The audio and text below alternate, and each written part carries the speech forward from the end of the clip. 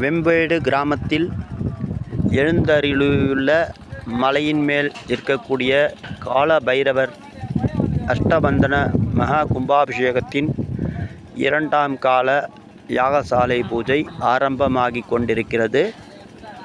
இன்று பூஜைகள் முடிந்து யாகசாலை பூஜைகள் தொடர்கின்றன.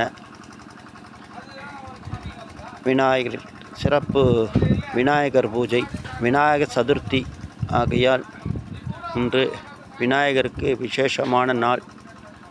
விநாயகருக்கும் சிறப்பான பூஜைகள் நடைபெற்று கொண்டிருக்கிறது.